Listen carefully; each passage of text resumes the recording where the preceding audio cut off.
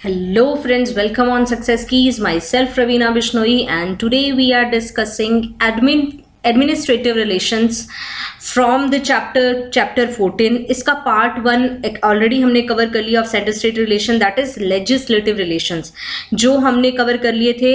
जो आते हैं लेजिस्लेटिव रिलेशन, जो आते हैं आर्टिकल 245 से लेके 255 तक आते हैं इन पार्ट 11 ऑफ द कॉन्स्टिट्यूशन। ठीक है, उसके बाद में आते हैं एडमिनिस्ट्रेटिव रिलेशन। तो अगर आपको पार्ट 1 जो लेजिस्लेटिव रिलेशंस था उसके अंदर कोई भी डाउट है तो आप मुझे कमेंट सेक्शन में पूछ सकते हैं। ठीक है, इसको हमने अच्छे से स्टडी किया था पिछले पार्ट के अंदर। ओके, और आज हम स्टडी करेंगे about the administrative relation. Administrative relation आते हैं from the article 256 to 263 in part 11 of the same part के अंदर। उसके बाद में 45 से 55 legislative, 56 to 63 that is administrative.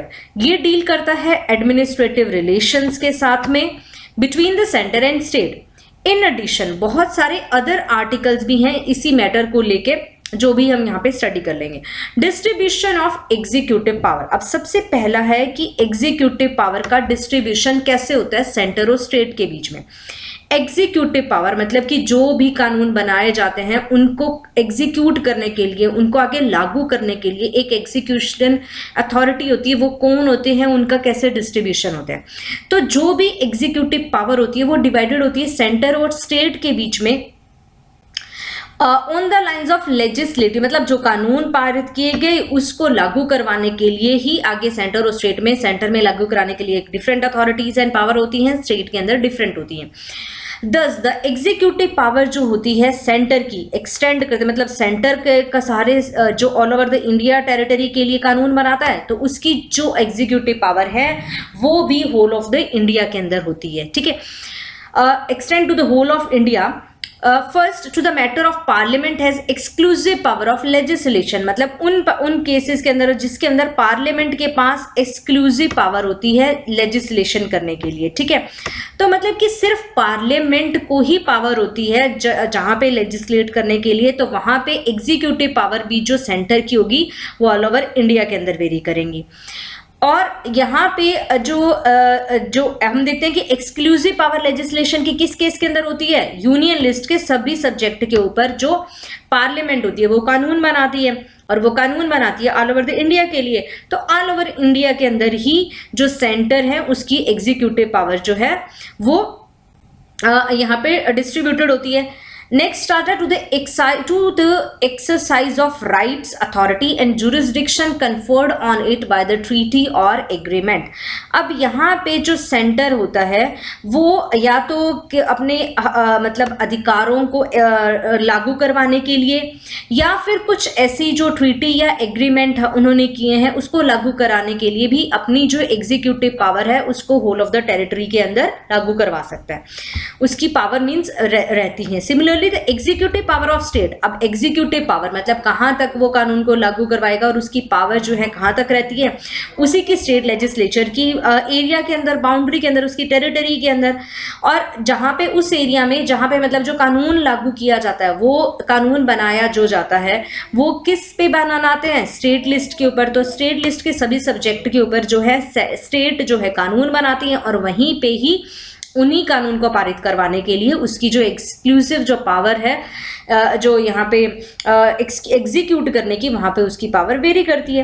And respect to the matters on which both, अब जिस मैटर्स के ऊपर पार्लियामेंट और जो लेजिस्लेचर दोनों ही कानून बनाते हैं वो किस में आते हैं, कंकरेंट लिस्ट के अंदर आते हैं, जो हमने पहले स्टडी किया था, स्टेट लिस्ट, सेंटर लिस्ट और कंकरेंस लिस्ट, जिसमें दोनों कानून बनाते हैं। बट हमने पीछे पढ़ा था कि उसके अंदर अगर दोनों में कहीं पे मतभेद होता है तो किसकी बात मानी जाती है, पार्लियामेंट की जो पावर होती है वो ज्यादा होती है।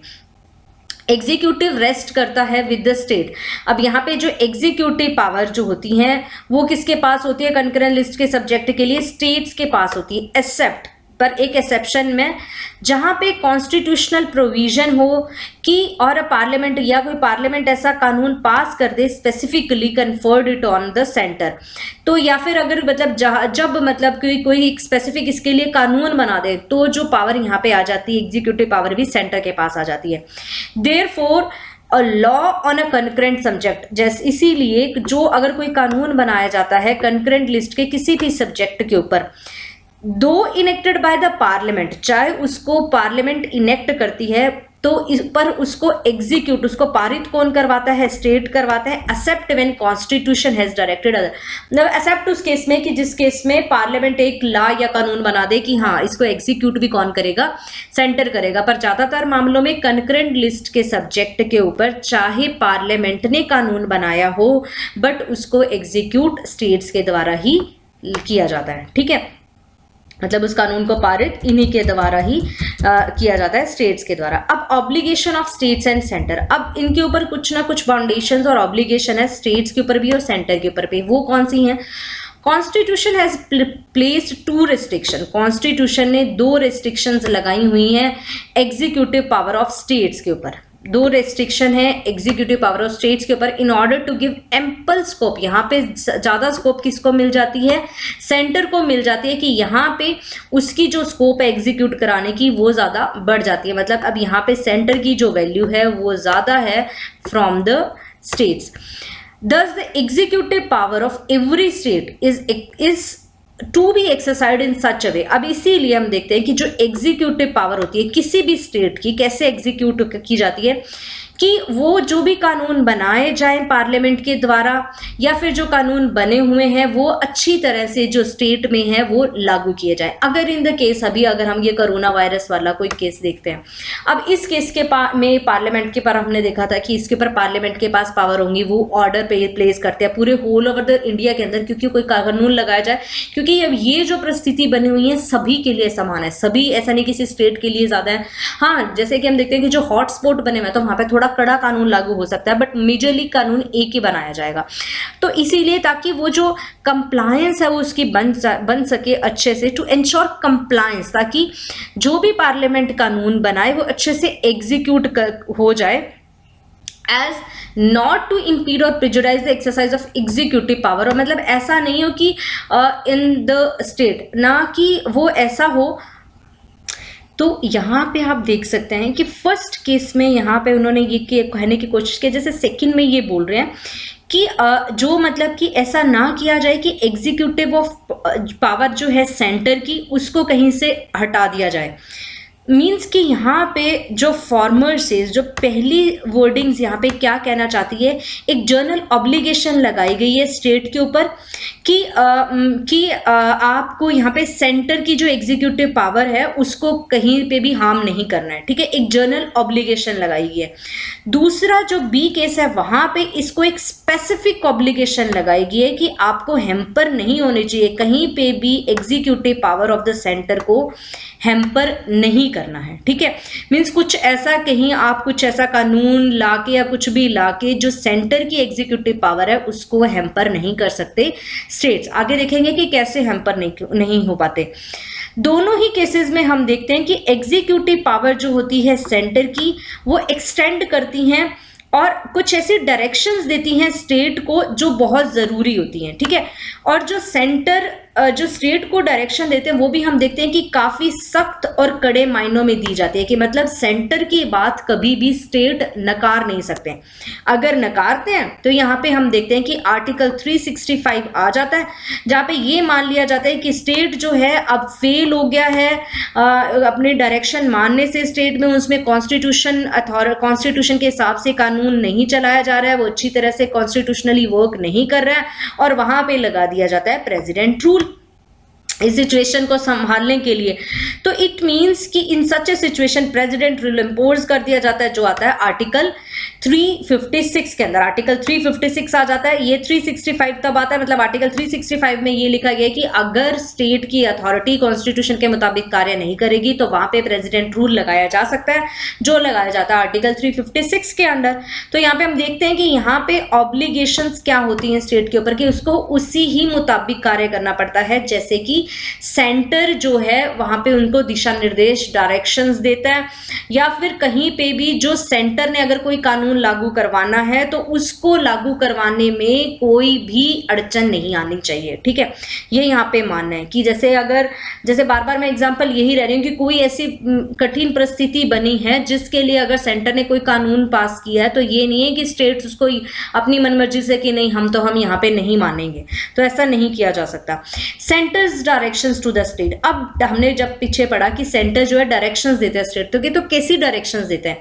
इन दोनों केसेस के अलावा सेंटर के पास यहाँ पे पावर होती है कि वो कुछ डायरेक्शंस दे सकता है स्टेट्स को, जिससे कि उसकी एग्जीक्यूटिव पावर वहां पे वेरी करती है, कि एक्सरसाइज कर सकता है वहां पे अपनी एग्जीक्यूटिव पावर को। वो कौन कौन से मैटर्स होते हैं? सबसे पहले कि वो स्टेट को बोल सकते हैं कि आप अच्छी तरह से अपना जो कम्युनिकेशन नेटवर्क है उसको अच्छी तरह से मेंटेन करिए, कंस्ट्रक्ट करिए, अच्छी सड़कें बनाइए, अच्छे यहाँ पे जो रेडियो टावर्स वगैरह लगाइए। तो ये कम्युनिकेशन को लेके रेलवेज का अच्छी तरह से मैन्युफैक्चरिंग यहाँ पे होना चाहिए, तो ये चीज़ अच्छे से करिए। ये उनको दिशा निर्देश दे सकता है, ये उनको डायरेक्शंस दे सकता है कि आप प्रोटेक्शन करें रेलवेज की with in the state, railway अच्छी तरह से प्रोटेक्ट हो। यहाँ पे सड़कें बनाने के लिए जो प्रधानमंत्री जो जन कल्याण वाली जो प्रधानमंत्री पीएम सड़क आवास योजना या पीएम सड़क जो सड़क पीएम सड़क ऐप है, तो इसमें वो सड़क जो बनाई जाती है उनके लिए यहाँ पे बोल सकते हैं कि आपके वहां पे कैसा कार्य चल रहा है, क्यों नहीं अच्छे से कार्य चल रहा है, कहाँ घपला हो रहा है, कहाँ घोटाला है, तो इसके लिए वो वहां से उनसे डायरेक्शंस दे सकते हैं। The provision of adequate facilities for instruction इन, वो जहाँ पे ये कोशिश करते हैं कि मदर टंग के अंदर इंस्ट्रक्शंस दी जाए at a primary state of education, मतलब कि मदर टंग में ही जो मातृभाषा है उसी के अंदर ही यहाँ पे अच्छी फैसिलिटीज होनी चाहिए हर एक स्टेट में, कि बच्चों को उसी में ही करवाई जाए, ये प्राइमरी स्टेज के अंदर टू द चिल्ड्रन। जो बच्चे यहाँ पे लिंग्विस्टिक माइनॉरिटी ग्रुप को बिलोंग करते हैं, मतलब कि जो मुस्लिम हैं उस केसेस में, मुस्लिम के केसेस में, या जो अदर माइनॉरिटीज हैं, जैनिज्म है या बुद्धिज्म है या अदर जो लिंग्विस्टिक माइनॉरिटी यहाँ पे आती हैं। ठीक है, लिंग्विस्टिक माइनॉरिटी में मेनली हमारे यहाँ पे मुस्लिम जो कल्चर है, मुस्लिम कल्चर या जो सिख जो कल्चर है, उसमें ये लिंग्विस्टिक माइनॉरिटी में आता है कि उनको मदर टंग के अंदर वो इंस्ट्रक्शंस दे सकते हैं इन द प्राइमरी स्टेज। अगर कोई स्टेट जिसको नकारते हैं कि हम नहीं करेंगे, तो सेंटर उनको इंस्ट्रक्शन दे सकता है कि आप ऐसा क्यों नहीं करें। Drawing up and execution of specified scheme, अगर कोई स्पेसिफाइड स्कीम लेके आए हैं तो इसके लिए भी वो बोल सकते हैं कि आप इस स्कीम्स को यहाँ पे लागू करवाइए। अगर कुछ स्कीम्स लाई गई हैं वेलफेयर ऑफ शेड्यूल्ड ट्राइब के लिए, तो उसको भी एग्जीक्यूट करवाने के लिए सेंटर जो है डायरेक्शंस दे सकता है स्टेट को। कोवर्सिव सैंक्शन लगा सकता है सेंट्रल डायरेक्शंस अंडर आर्टिकल्स 365, जो हमने देखा था कि अगर सेंट्रल डायरेक्शंस नहीं मानी जाती हैं तो उनके ऊपर कड़ा यहाँ पे कदम उठाया जाता है, जो लाया जाता है यहाँ पे प्रेसिडेंट रूल। ठीक है, नेक्स्ट आता है म्यूचुअल डेलीगेशन ऑफ फंक्शन, आपस में मिलजुल कर जो कार्य किए जाते हैं, जो म्यूचुअल डेलीगेशन ऑफ फंक्शन है वो कौन से हैं? The distributive of legislative powers जो होती हैं सेंटर और स्टेट्स के बीच में, वो काफी रिजिड है यहाँ पे। कॉन्सिक्वेंटली हम देखते हैं कि सेंटर यहाँ पे can not delegate its legislative power to the states and single state can not be request the parliament. अब यहाँ पे हम देखते हैं कि ठीक है, ये डिस्ट्रीब्यूशन यहाँ पे काफ़ी रिजिड है, बट फलस्वरूप हम ये भी देखते हैं कि ये जो सेंटर की जो यहाँ पे ये ऐसा नहीं कर सकता कि सेंटर की जो लेजिस्लेटिव पावर है वो किसी power to the state can not delegate, वो अपनी सारी जो लेजिस्लेटिव पावर है उनकी सारी स्टेट्स पे लागू नहीं होती, ना ही कोई सिंगल स्टेट, मतलब कि ऐसा नहीं कि सेंटर कहीं स्टेट को लेके कानून बनाता है। ये हमने पीछे पढ़ा था कि सेंटर स्टेट के लिए कानून नहीं बनाती है, स्टेट के लिए कानून स्टेट ही बनाता है। बट जब यहाँ पे कुछ स्टेट्स मिलके, दो या दो से ज़्यादा स्टेट मिलकर रिक्वेस्ट करते हैं कि हाँ कुछ जर्नल इंपॉर्टेंस का जो मुद्दा है उसके ऊपर पार्लियामेंट कानून बनाए, तो उसके इसमें पार्लियामेंट कानून बनाते हैं, पर वो वही लागू होता है जो स्टेट रिक्वेस्ट करते हैं, ना कि सभी स्टेट पे। तो यहाँ पे ये देखते हैं कि यहाँ पे थोड़ी सी बाउंड भी हो जाता है कि जैसे हमने देखा था कि लेजिस्लेटिव पावर जहां पे रिलेट करती हैं वहीं पे ही एग्जीक्यूट किया जाता है। तो यहाँ पे हम देखते हैं कि एग्जीक्यूट की जाती है उन स्टेट पे, पर यहाँ पे देखते हैं कि जो डिस्ट्रीब्यूटिव पावर है, जो एग्जीक्यूटिव पावर का डिस्ट्रीब्यूशन है वो यहाँ पे काफी रिजिड हो जाता है। काफी रिजिड है यहाँ पे, जिसी की वजह से हम देखते हैं कि कॉन्फ्लिक्ट भी पैदा होता है दोनों के बीच में, सेंटर और स्टेट के बीच में। कॉन्स्टिट्यूशन यहाँ पे हम देखते हैं प्रोवाइड करता है कि इंटर गवर्नमेंट डेलीगेशन होती है एग्जीक्यूटिव फंक्शन की, मतलब दोनों गवर्नमेंट आपस में मिलके एग्जीक्यूटिव फंक्शन करती हैं, और ताकि रिजिड इतना ज्यादा ना हो और सिचुएशन के अंदर डेडलॉक ना पैदा हो, तो आपस में मिलके जो है जो सरकारें हैं वो मिलके आपस में यहाँ पे बातचीत से ये मुद्दा जो है सुलझाती हैं। ओके, प्रेसिडेंट यहाँ पे अकॉर्डिंगली प्रेसिडेंट स्टेट्स गवर्नमेंट की सलाह के साथ में स्टेट गवर्नमेंट की सलाह से उस सरकार की गवर्नमेंट को, मतलब उस स्टेट की गवर्नमेंट को सौंप सकता है कोई भी एग्जीक्यूटिव फंक्शन ऑफ स्टेट को, उसकी सलाह लेके जो एग्जीक्यूटिव फंक्शन है स्टेट्स को सौंप सकता है। ठीक है, कन्वर्सली गवर्नर क्या कर सकता है, उस स्टेट जो मतलब स्टेट का कोई भी स्टेट का जो गवर्नर है सेंट्रल गवर्नमेंट की सलाह से इंटरेस्ट उस सरकार को सौंप सकता है एग्जीक्यूटिव फंक्शन ऑफ स्टेट, मतलब या तो गवर्नर खुद सरकार की सलाह से अपने स्टेट के ऊपर जो सेंट्रल गवर्नमेंट को अपनी एग्जीक्यूटिव पावर सौंप सकता है, या प्रेसिडेंट जो है एग्जीक्यूटिव जो फंक्शन है सेंटर के वो स्टेट गवर्नमेंट को सौंप सकता है। मतलब कहने की बात है कि सौंप देना मतलब दे देना, एक म्यूचुअल जो ट्रस्ट होता है ना कि ठीक है हमारा ये, हम आपको ये देता है, आप यहाँ पे एग्जीक्यूट करिए इसको, तो ये मतलब एक म्यूचुअल कंडीशनल एक डेलीगेशन होती है। ठीक है, कॉन्स्टिट्यूशन ने यहाँ पे कुछ प्रोविजन में, ये तो एक म्यूचुअल बात है कि आपस में मिलजुल कर हमने ये एक डेलीगेशन कर ली। कॉन्स्टिट्यूशन का यहाँ पे क्या प्रावधान है, कॉन्स्टिट्यूशन भी यहाँ पे कुछ प्रोविजन दे रखे हैं जो यहाँ पे जिम्मा सौंपा जाता है एग्जीक्यूट करने का जो लॉ कानून को of the centre to the state without consent of a state. यहाँ पे उसके पास कॉन्स्टिट्यूशन में ये पावर है कि स्टेट से बिना पूछे ही अगर कोई कानून सेंटर के द्वारा बनाया गया, पार्लियामेंट के द्वारा बनाया गया है, तो वो एग्जीक्यूट किए जाएंगे स्टेट के अंदर without the consent of the state. But in this case जो delegation is by the president, अब यहाँ पे डेलीगेशन आएगी is by the parliament not by the president. ये जो डेलीगेट किए जाएंगे, जो फंक्शंस को एग्जीक्यूट किया जाएगा वो bye the parliament not by the president, यहाँ पे प्रेसिडेंट नहीं है बीच में। ठीक है, और 10 जो कानून बनाया जाएगा पार्लियामेंट का on the subject of union list can, अब कोई भी कानून जो पार्लियामेंट के द्वारा बनाया जाता है on A union list can, उसके पास पावर होती है और ड्यूटीज, कुछ पावर होती है और कुछ ड्यूटीज इंपोज की जाती हैं स्टेट के ऊपर, ताकि यहाँ पे तो वो कुछ ड्यूटीज और रिस्पॉन्सिबिलिटीज दी जाती हैं स्टेट गवर्नमेंट को और उनको वो यहाँ पे लागू करवाना पड़ता है, उसको एग्जीक्यूट करवाना पड़ता है। बट ये सेम केस ऐसा नहीं है कि कोई स्टेट लिस्ट द्वारा कुछ उसने कानून बनाया और वो फिर सेंटर के ऊपर वो डेलीगेट किया, उसके ऊपर रिस्पॉन्सिबिलिटी होती है, ऐसा नहीं होता है। फ्रॉम द अबव ये बिल्कुल क्लियर हो गया है कि म्यूचुअल डेलीगेशन ऑफ जो फंक्शन है जो सेंटर और स्टेट के बीच में किए जाते हैं can takes place either under an agreement, या तो जो होंगे म्यूचुअल फंक्शंस होंगे वो किसी एग्रीमेंट के तहत होंगे और बाय द किसी कानून के तहत उनके आपस में जो है लेजिस्लेट या उनके आपस में जो है जो डेलीगेशन जो बातचीत होती है उसके बीच में होते हैं। While centre can use both the method, अब सेंटर कोई भी मेथड यूज कर सकता है, या तो कोई एग्रीमेंट करके या कोई कानून लाके। स्टेट सिर्फ पहला मेथड यूज कर सकता है कि वो आपस में बातचीत के मामले से कोई हल समझा सकता है, बट सेंटर के पास 2 ऑप्शन होता है, या तो वो कानून ले आए तो उसको कानून को लागू करना पड़ेगा, पारित होना पड़ेगा, लेजिस्लेट कर दिया, एग्जीक्यूट कर दिया।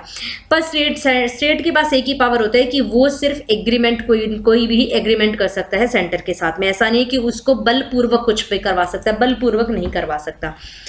नेक्स्ट आता है cooperation between a centre and state, centre और स्टेट्स के बीच में कैसे कॉपरेशन होता है।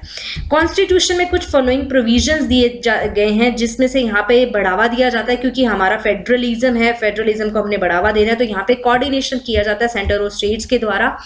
पार्लियामेंट यहाँ पे प्रोवाइड करता है कि आपस में किसी भी डिस्प्यूट को यहाँ पे सुलझाया जाए, या कोई भी कंप्लेंट उनके पास आती है तो यहाँ पे उसको बातचीत से हल किया जाए।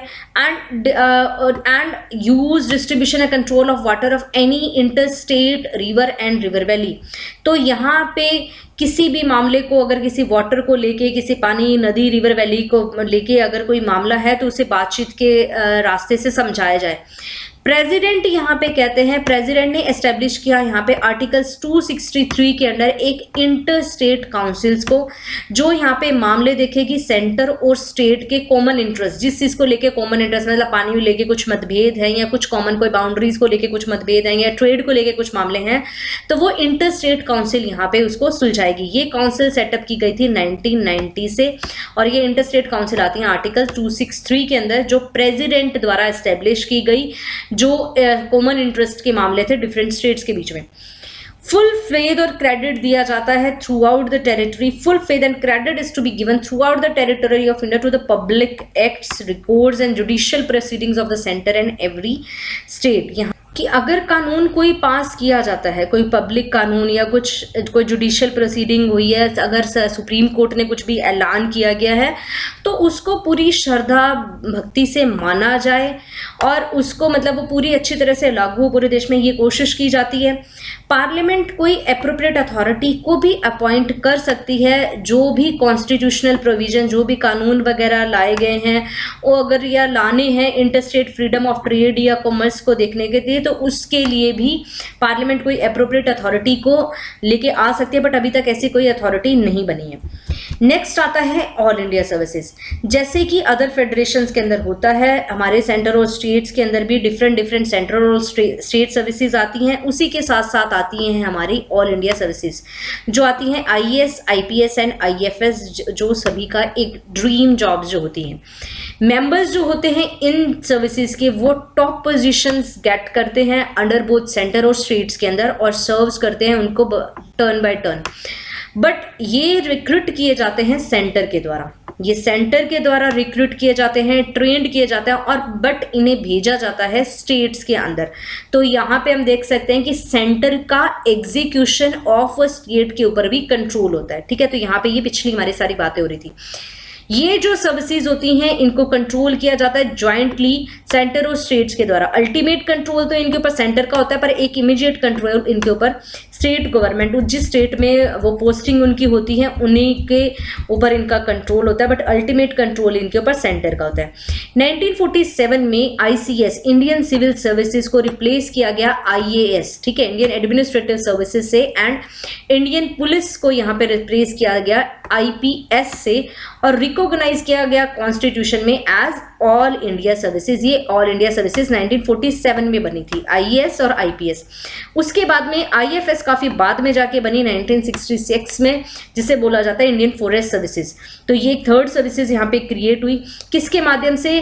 आर्टिकल 312 के माध्यम से, जिसमें पार्लियामेंट कोई भी नई ऑल इंडिया सर्विसेज को क्रिएट कर सकती है on the basis of Rajya Sabha के अंदर रेजोल्यूशन को पास करके। ठीक है, तो यहाँ पे अभी जैसे बात चल रही थी इंडियन जुडिशरी सर्विसेज की बात चल रही थी, अभी ऐसा कुछ हुआ नहीं है, बट ये कानून आ सकता है राज्यसभा में, इसके लिए रेजोल्यूशन लेके आना पड़ेगा ऑल इंडिया सर्विसेज आर्टिकल 312 के माध्यम से। ये जो तीनों ऑल इंडिया सर्विसेज होती हैं, इररिस्पेक्टिव इनकी डिवीजन, इनके यहाँ पे डिवाइड किया जाता है डिफरेंट स्टेट्स के अंदर, ये एक सिंगल सर्विसेज है जिनमें जहाँ पे सभी के जितने भी रिक्रूट्स इसके अंदर आते हैं उनके राइट सभी के सेम होती हैं, उनका स्टेटस बिल्कुल सेम होता है, एंड यूनिफॉर्म स्केल्स, मतलब इनके ऊपर पे स्केल भी इन सभी का through out the country same होता है, चाहे यूपी में काम कर रहा हो चाहे केरला में काम कर रहा हो।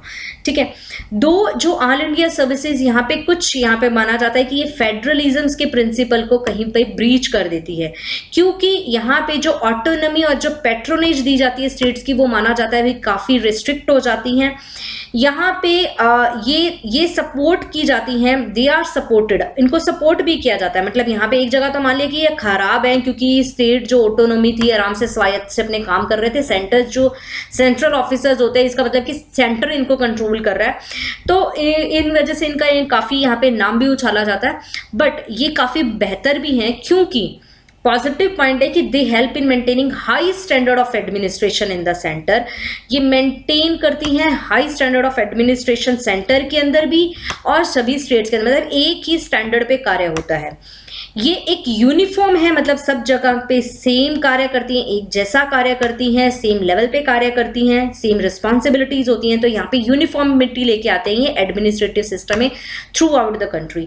यहाँ पे ये जो कॉपरेशन, कोऑर्डिनेशन और ज्वाइंट एक्शन को यहाँ पे ये बढ़ावा देती हैं, जिससे कि जो कॉमन इंटरेस्ट दिखाई देते हैं सेंटर और स्टेट्स के, तो यहाँ पे एकजुटता से मिलके ये आपस में सारी स्टेट्स किसी भी कार्य को लागू करवाने में सारी स्टेट मिलके कार्य करेंगे, क्योंकि जो रिक्रूट्स आए होंगे उनके अंदर सेम कैपेबिलिटीज, सेम उनका नोबल, सेम ही हाई स्टैचर उनका होता है।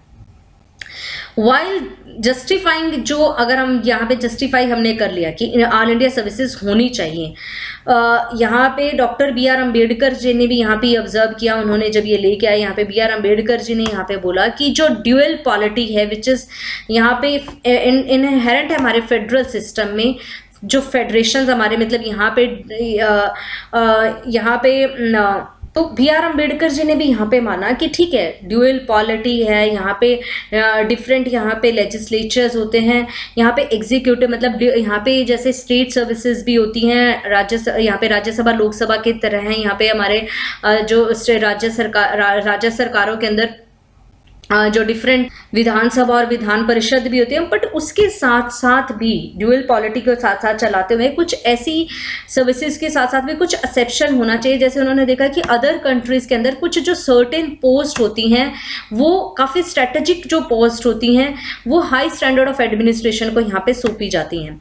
यहाँ पे ठीक है, इसमें कोई डाउट नहीं है कि जो कार्य करने वाला होगा, जो सिविल सर्वेंट होगा, उसके कैलिबर के ऊपर यहाँ पे डिपेंड करता है कि एडमिनिस्ट्रेशन कैसा होगा, उसके कैलिबर पे। तो इसीलिए उसको हाईली ट्रेंड किया जाता है। हमने देखा कि कितने यूपीएससी की परीक्षा कितनी मुश्किल होती है और उसकी ट्रेनिंग कितनी टफ होती है।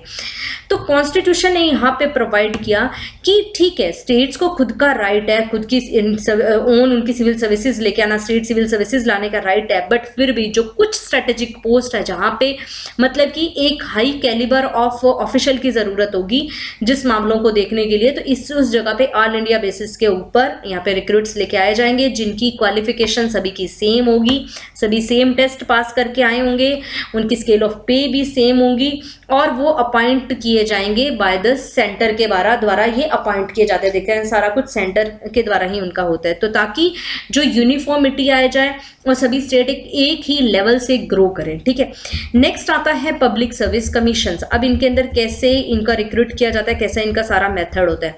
Public service commission centre state relations में डिफरेंट प्रकार के कि जो चेयरमैन और मेंबर्स होते हैं पब्लिक सर्विस कमीशन के, जैसे हम यूपीएससी की, स्टेट पीएससी के, इनके जो मेंबर्स होते हैं, चेयरमैन और मेंबर्स होते हैं स्टेट पब्लिक सर्विस कमीशन के, उनको अपॉइंट करता है गवर्नर और रिमूव किए जाते हैं ये सिर्फ प्रेसिडेंट के द्वारा।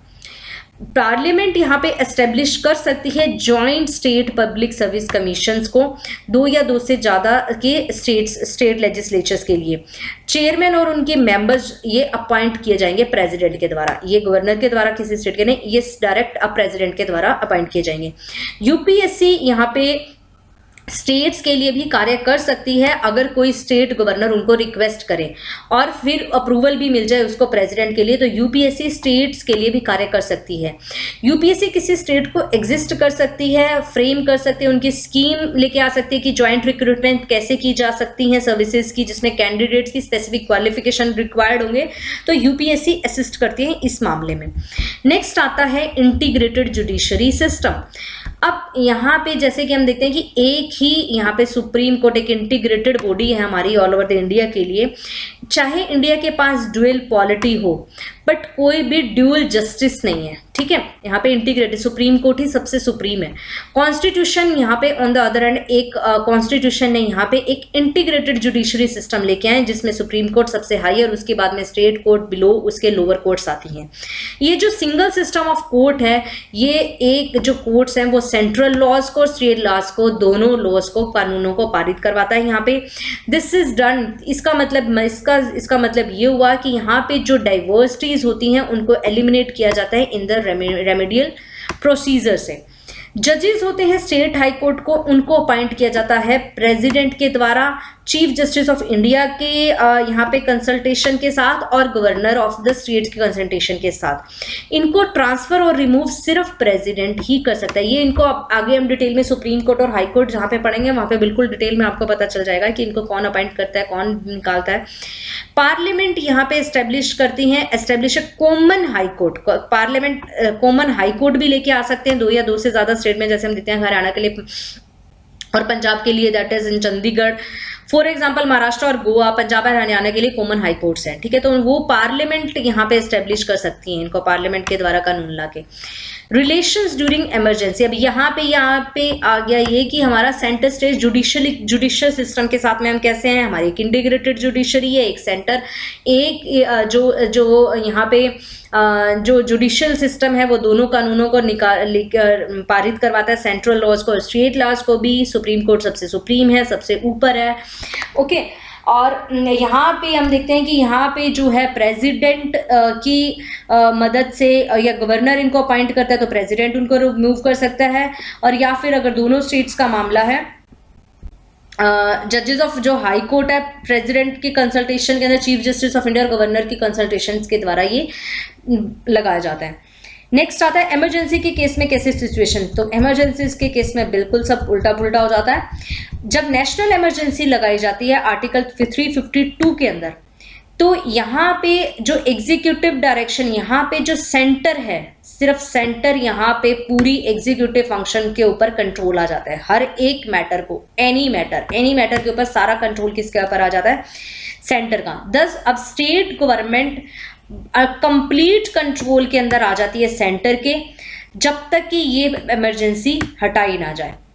जब लगता है प्रेसिडेंट रूल इन आर्टिकल 356, तो यहाँ पे प्रेसिडेंट अज्यूम करता है खुद को कि वो जो सारे फंक्शंस जो हैं स्टेट गवर्नमेंट के, वो फंक्शंस कौन किसके द्वारा किए जाते हैं, प्रेसिडेंट के द्वारा। और जो पावर वेस्टेड थी and the power vested in the governor and any other executive authority in the state, सारी जो स्टेट गवर्नमेंट की जो पावर थी या जो गवर्नर की पावर थी, अब सारी पावर किसके पास में आ जाती है, प्रेसिडेंट रूल का मतलब ये हो गया सारी पावर किसके पास में आ गई, प्रेसिडेंट के पास में। और प्रेसिडेंट तो वैसे ही कठपुतली, तो मतलब सारी पावर किसकी आ गई, एक पीएम के पास में। मतलब रियल पावर तो किसी के पास होती है, ये पीएम के पास ही होती है।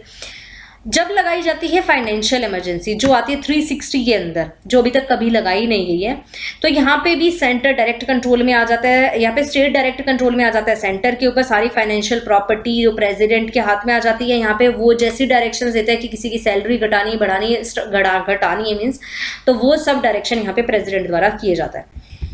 अब अदर प्रोविजन, इसके अलावा भी कौन कौन से प्रोविजन हैं, जो हम बोल रहे थे कि कुछ अलग अदर प्रोविजंस भी होते हैं।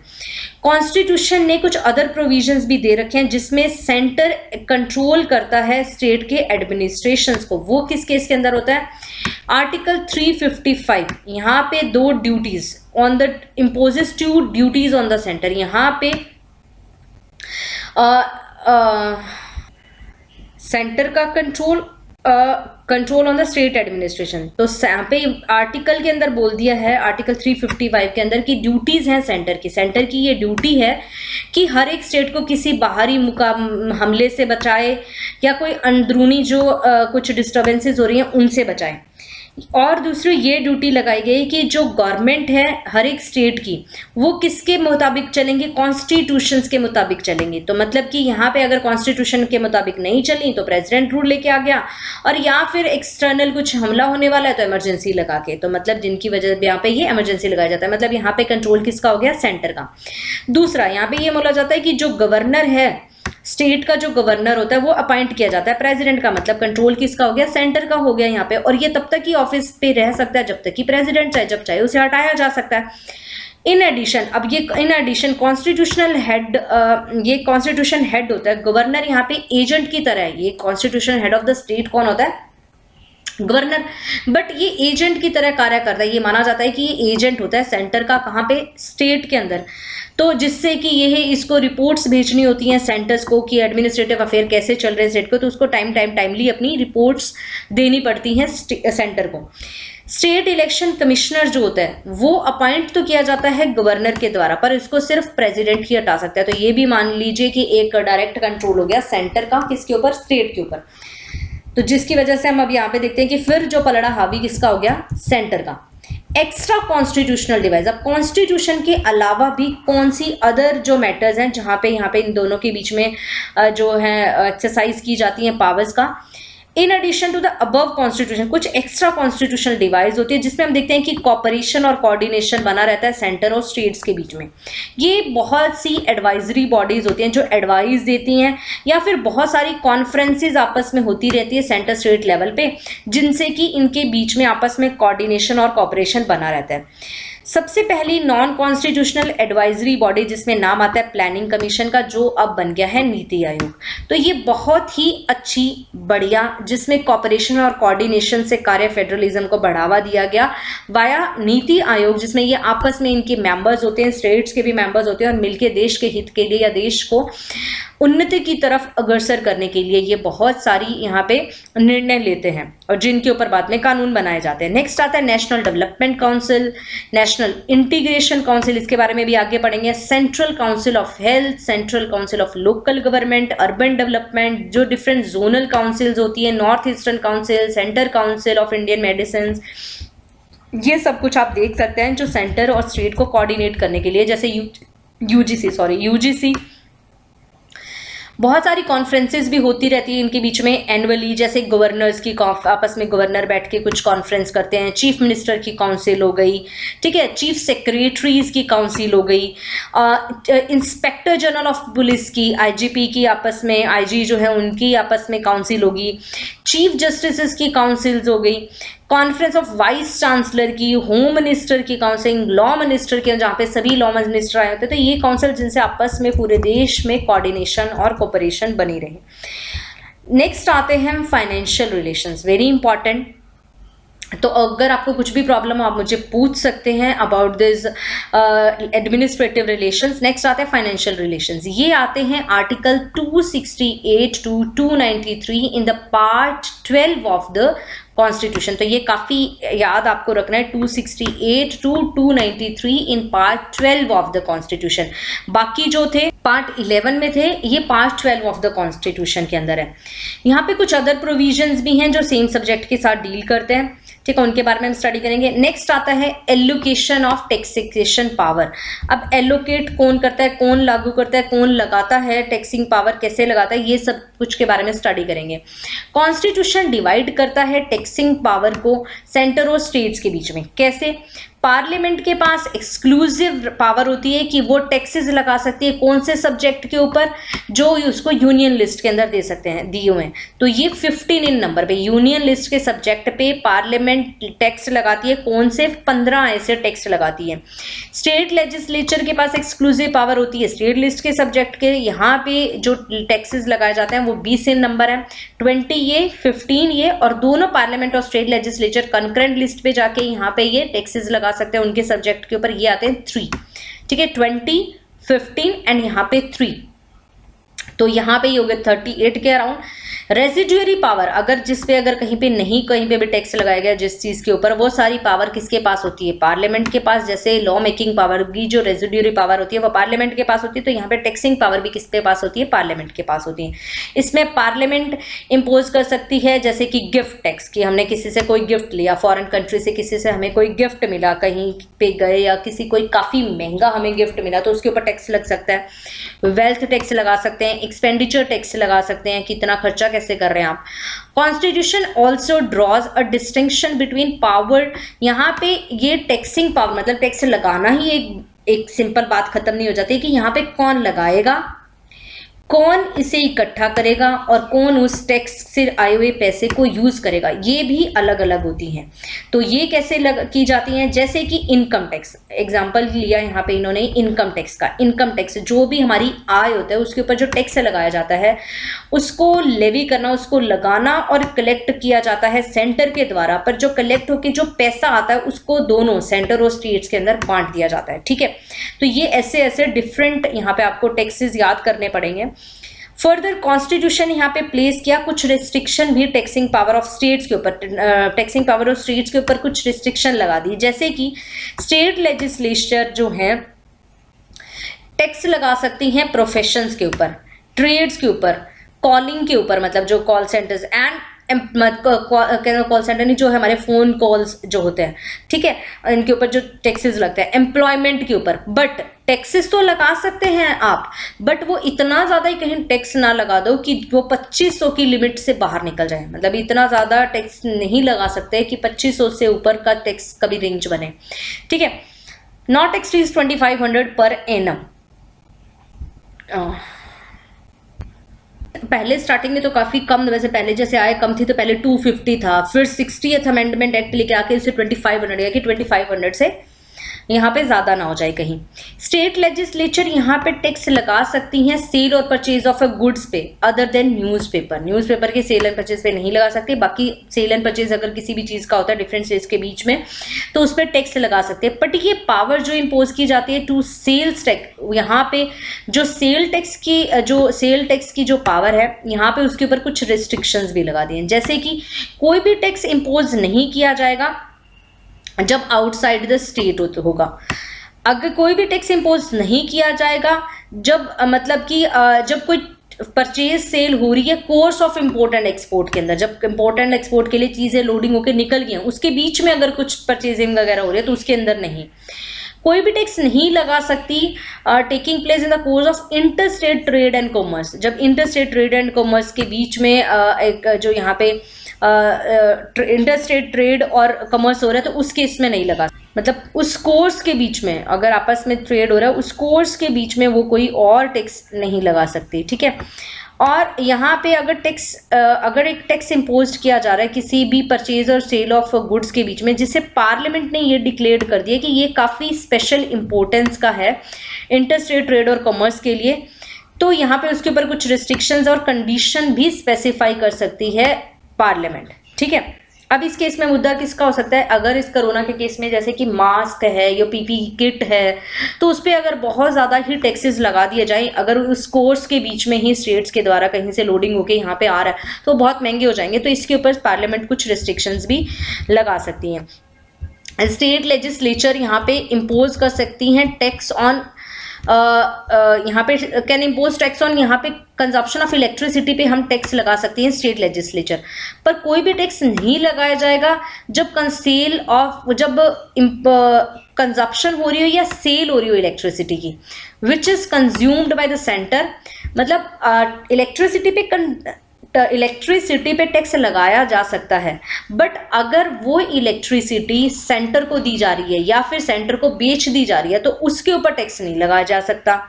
या फिर वो कंज्यूम कर रहे हैं किसी maintenance and construction of railway के लिए, मतलब सेंटर के यूज में अगर वो चीज़ आ रही है तो उसके ऊपर हम टैक्स नहीं लगा सकते। मतलब रेलवे की कुछ मेंटेनेंस वगैरह के इश्यूज हैं और वहाँ पे वो इलेक्ट्रिसिटी कंज्यूमर है तो वहाँ पे टैक्स नहीं लगाया जा सकता। अ स्टेट लेजिस्लेचर टैक्स लगा सकते हैं एनी ऑफ द वाटर और इलेक्ट्रिसिटी स्टोर्ड के ऊपर, मतलब इलेक्ट्रिसिटी के ऊपर लगा सकते हैं, पानी के ऊपर लगा सकते हैं, उसकी कंजप्शन पे, डिस्ट्रीब्यूशन पे, सोल के ऊपर। यहाँ पे जो वो इलेक्ट्रिसिटी स्टोर की जा रही है, जनरेट की जा रही है, कंज्यूम की जा रही है, डिस्ट्रीब्यूट की जा रही है और सोल्ड की जा रही है किसी भी अथॉरिटी जो पार्लियामेंट के द्वारा एस्टेब्लिश थी उसको रेगुलेट और डेवलप करने के लिए इंटर स्टेट रिवर वैलीज को, तो यहाँ पे अगर वो ऐसा टैक्स लगाती है स्टेट गवर्नमेंट तो वो तभी लगा सकती है, प्रेसिडेंट की कंसंट्रेशन से ऐसा कानून लेके आ सकती है और उसकी असेंट मिलने के बाद में उसके ऊपर डिस्ट्रीब्यूशन पे या यहाँ पे उसके ऊपर टैक्स लगाया जा सकता है, ठीक है। तो ये थे डिफरेंट एक्सेप्शंस। नेक्स्ट हम स्टडी करते हैं डिस्ट्रीब्यूशन। अब कैसे जो रेवेन्यू, जो इनकम जो होती हैं उसको कैसे डिस्ट्रीब्यूट किया जाता है। The 80th Amendment to 2000 and 88th Amendment 2003 इन्होंने काफ़ी ज़्यादा चेंजेस ले आए कि जिससे जो टैक्स रेवेन्यू है उसको डिस्ट्रीब्यूशन में काफ़ी ज़्यादा चेंजेस आए सेंट्रल और स्टेट के अंदर। अब 80th अमेंडमेंट में क्या बोला गया, यहाँ पे कुछ रिकमेंडेशंस दी गई 10th फाइनेंस कमीशन। अब आप ये बात करेंगे कि ये फाइनेंस कमीशन कहाँ से नाम आ गया। फ्रेंड्स, इसी चैप्टर के अंदर ही आगे फाइनेंस कमीशन को अच्छे से समझाया गया, बट थोड़ा सा एक बेसिक मैं आपको बता देती हूँ कि फाइनेंस कमीशन होता क्या है। ये एस्टेब्लिश किया गया था प्रेसिडेंट ऑफ इंडिया के द्वारा 1951 के अंदर, ठीक है। 1951 के अंदर इसको एस्टेब्लिश किया गया था फाइनेंस कमीशन को अंडर द आर्टिकल 280 280 के अंदर ये आता है, 1951 के अंदर ये कॉन्स्टिट्यूट हुआ था। ओके, यहाँ पे अभी तक जो बोलें कि 15 फाइनेंस कमीशंस बन चुकी हैं। अभी हमारी जो 15वीं जो मोस्ट रिसेंट कॉन्स्टिट्यूट हुई थी वो 2017 के अंदर हुई थी, और इसके चेयरमैन थे एनके सिंह, एनके मतलब नंद किशोर सिंह उनके चेयरमैन थे। ये पहले मेंबर थे प्लानिंग कमीशन के, और उसके बाद में अभी ये मेंबर बने थे हमारी फाइनेंस कमीशंस के। तो अब इसको बनाया क्यों गया था, मतलब कि तब मतलब 1951 में इसे क्यों बनाया गया, तो अब हम देख सकते हैं कि क्यों बनाया गया। आज़ादी के बाद में हमारे देश काफ़ी गरीबी की तरफ था, कुछ स्टेट जो थे मतलब रजवाड़े थे काफ़ी, वो काफ़ी डेवलप्ड थे, कुछ नहीं थे, अनडेवलप्ड एरियाज थे। तो यहाँ पे काफ़ी ज़्यादा फिस्कल इम्बैलेंस था, वर्टिकल भी हॉरिजॉन्टल भी। वर्टिकल का मतलब क्या हो गया कि यहाँ पे कुछ जो मतलब जो स्टेट्स के अंदर यहाँ पे जो सेंटर से लेके स्टेट्स की तरफ जो पैसा आता था उसमें भी डिफरेंस था, और जो हॉरिजॉन्टल मतलब कि जो स्टेट के अंदर खुद में कुछ काफ़ी अमीर थे कुछ गरीब। अगर हम एग्जांपल लें कि एमपी अलग हुआ था, यहाँ पे जो छत्तीसगढ़ बना या जो भी झारखंड का जो बेल्ट है अभी तक भी क्यों भी, ये पहले ही जो हमारा जो हॉरिजॉन्टल जो बैकग्राउंड, जो हिस्टोरिकल बैकग्राउंड था उस जगह का, वो इतना ज़्यादा प्रॉस्पर ना होने की वजह से वो उसके बाद में पिछड़ते गए। तो साथ ही साथ रीजन बना इसका वर्टिकल की सेंटर से जो ग्रांट्स आती थी वो पूरी नहीं मिल पाती थी। तो इसको एस्टेब्लिश किया गया था 1951 बाय BR अम्बेडकर की द्वारा, जो उस समय लॉ मिनिस्टर थे, ताकि जो एक गैप जो है, एक ब्रिज जो है वो बन पाए सेंटरों से, जो गैप बन गया उसको ब्रिज किया जा सके सेंटर और स्टेट के बीच में। मतलब कि ऐसा ना हो कि कोई जो स्टेट है बहुत गरीब और एक जो प्रॉस्पर है उसको और भी ज़्यादा पैसे मिल रहे हैं, तो ऐसा कभी ना हो। तो इस केस में उनको एक फाइनेंस कमीशन बिठाई गई। तो अब यहाँ पे इसका इतना ज़्यादा डिटेल नहीं, क्योंकि आगे हम फाइनेंस कमीशन के बारे में पूरा अच्छे से एक पूरा चैप्टर है उसमें स्टडी करने वाले हैं। इतना मैंने बता दिया कि अभी कौन सी बनाई गई, और अभी जो बनाई गई है वो वर्क किस टाइम के लिए कर रहे हैं। तो 1 अप्रैल 1920 से 25 के बीच में आगे हमने कौन सा प्रोसीजर ऑफ टैक्सेस लगाने होंगे, क्या किससे ज़्यादा डेवलपमेंट होगी, ये उसके लिए कार्य कर रही है। 2020 से 2025 के लिए कार्य कर रही हैं। इसके अंदर जो अभी कमीशन के अंदर फुल टाइम मेंबर्स हैं, कुछ पार्ट टाइम मेंबर्स हैं। फुल टाइम मेंबर्स में शांतिकांता दास है, उनके रिजिग्नेशन के बाद में अजय नारायण झा जी आए थे, और अनूप सिंह जी हैं फुल टाइम मेंबर में। पार्ट टाइम मेंबर में रमेश चंद और अशोक लाहिरी जी हैं। ठीक है, तो ये कुछ मेंबर्स की बात होगी, कुछ ये बात होगी कि क्या कुछ ये किसके लिए कार्य करते हैं, कि कैसे डिस्ट्रीब्यूशन किया जाए सेंटर के पास आने वाले टैक्सेस का, ताकि जो स्टेट्स हैं वो अच्छे से ग्रो कर पाएँ, फाइनेंशियली प्रॉस्पर हो पाएँ, जो वीक स्टेट्स हैं उनको हम कैसे प्रॉस्पर कर सकते हैं, वो सारी जो मामले हैं वो यहाँ पे ये बैठ के डिसाइड करते हैं कि क्या किया जाए। तो यहाँ पे जो कमीशंस के द्वारा रिकमेंडेशंस दी जाती हैं, तो यहाँ पे बोल दिया गया कि जो टोटल इनकम जो सर्टेन टैक्सेस की या ड्यूटीज़ की पास जो सेंटर के पास आएगी, उनमें से जो 29% है वो स्टेट्स को जाएगी। और हम यहाँ पे देखते हैं कि 14th फाइनेंस कमीशन में क्या निर्णय लिया गया था कि कितनी इनकम जाएगी, 42%। ये 10th की बात हो रही है, मैं आपको बता रही हूँ 14th की बात। इसमें 42% मतलब कि 100 रुपये अगर सेंटर के पास आए हैं तो 42 तो उसको किसके पास चले जाएंगे, डिफरेंट सेंटर के पास, मतलब स्टेट्स के डिफरेंट स्टेट्स को बांट दिए जाएंगे। बाकी जो है सेंटर यूज़ करेगा डिफरेंट स्कीम्स को करवाने के लिए। तो यहाँ पे हम देखते हैं कि 14th के अंदर भी हम देखते हैं कि काफ़ी ज़्यादा 10% इंक्रीमेंट कर दिया था। मतलब पिछले में था 32%, 13th में था 32, 14th में आ गया 42%। ठीक है, तो ऐसा यहाँ पे डिवोल्यूशन किया जाता है। यहाँ पे जो यहाँ पे स्टेट्स को इन टैक्सेस का यहाँ पे बोला जाता है this is known as alternative scheme of devolution came to effect retrospectively 1996 के अंदर यहाँ पे लागू हो गई थी। पूरा यहाँ पे जो टैक्सेस का जो रेवेन्यू है इनको पूरा यहाँ पे डिस्ट्रीब्यूट किया गया। ये जो अमेंडमेंट यहाँ पे बहुत सारे जो सेंट्रल टैक्सेस जो ड्यूटीज थी, जैसे कॉर्पोरेशन टैक्स, कस्टम ड्यूटी को, तो यहाँ पे देखते हैं कि ये सारी जो ड्यूटीज़ हैं इनके जो हैं ये बिल्कुल पार ऑन द सेम स्ट्रेचर पे आके खड़ी हो गई थी जहाँ पे इनकम टैक्स आता था। ठीक है, यहाँ पे constitutionally mandated sharing with the states. अब यहाँ पे जो कस्टम ड्यूटी, कॉर्पोरेशन टैक्स, इनको भी इनकम टैक्स की तरह ही इनको भी यहाँ पे बांट दिया गया। मान लो कि इनको भी बांट दिया गया, किसको, स्टेट्स को बांट दिया गया। जैसे पहले इनकम टैक्स को बांटा जाता है, यहाँ पे कॉर्पोरेशन टैक्स सब कुछ यहाँ पे बांटा है, क्योंकि टोटल यहाँ पे हमें लेके आना था 29% यहाँ पे देना था स्टेट्स को। 88th कॉन्स्टिट्यूशनल अमेंडमेंट एक्ट जो आया उसमें एक नया आर्टिकल ऐड कर दिया गया कॉन्स्टिट्यूशन के अंदर, दैट इज 268A, जो यहाँ पे डील कर रहा था सर्विस टैक्स से। यहाँ पे एक नया सब्जेक्ट लेके आए गए, यूनियन लिस्ट में एंट्री लगाई गई 92C, जिसमें टैक्सेस ऑन सर्विसेज के ऊपर भी टैक्स लगा दिया गया। सर्विस टैक्स लेवी किया जाता है सेंटर के द्वारा, बट उसे कलेक्ट करती हैं और उसका यूज किया जाता है दोनों सेंटर और स्टेट्स के द्वारा मिलके। यहाँ पे इन दोनों अमेंडमेंट के बाद में अभी जो प्रेजेंट पोजीशंस जो हैं वो इस प्रकार है कि जो टैक्सेस लेवी किए जाते हैं सेंटर के द्वारा और कलेक्ट और अप्रोप्रिएट किए जाते हैं स्टेट्स के द्वारा, वो आते हैं आर्टिकल्स 268 के द्वारा, जिसे लगाती जो सेंट्रल है, हमारी सेंट्रल गवर्नमेंट लगाती है, बट उसको कलेक्ट करना और उसको उसके जो पैसा जो इनकम आई है उसको यूज किया जाता है स्टेट्स के द्वारा, वो आते हैं आर्टिकल 268। इसे काफी इंपॉर्टेंट है, याद रखना। तो उसमें कौन कौन से टैक्सेस आते हैं, जैसे कि stamp duties on bills of exchange, cheque, promissory notes होते हैं जो डिफरेंट यहाँ पे हमें ट्रेड के लिए यूज करते हैं, policies of insurance, transfer of shares, ये सब यहाँ पे जो पैसा यूज किया जाता है स्टेट्स के द्वारा। Excise duty on medicinal and toilet preparation, जिसमें एल्कोहल आता है या नारकोटिक्स आते हैं, ठीक है, ये वाला भी यूज किया जाता है स्टेट्स के द्वारा। इन ड्यूटीज को लेवी किया जाता है स्टेट्स के अंदर and do not form a part of consolidated fund of India. यहाँ से जो पैसा आता है वो स्टेट्स के द्वारा यूज किया जाता है और ये part of consolidated fund of India का पार्ट नहीं बनता, इसको स्टेट्स को दे दिया जाता है। अब आप बात पूछेंगे कि कंसोलिडेटेड फंड ऑफ इंडिया क्या होता है।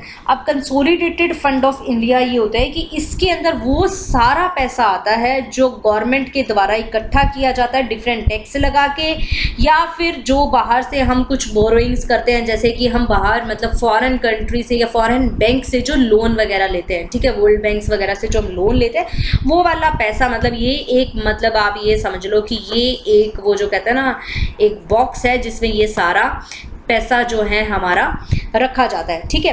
अब ये consolidated of fund of India कहाँ से क्रिएट हुई, ये कॉन्स्टिट्यूशन में आर्टिकल 266 के अंदर में इसके बारे में लिखा गया है, कंसोलिडेटेड फंड ऑफ इंडिया के बारे में।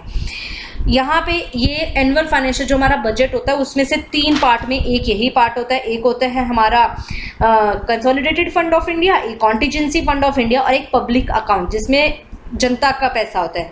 ये सारा गवर्नमेंट का जो एक्सपेंडिचर होता है, जो भी सरकार कुछ जो खर्चा करती है, सेंट्रल गवर्नमेंट कुछ खर्चा करती है, वो सारा किससे करती है, कंसोलिडेटेड फंड से करती है।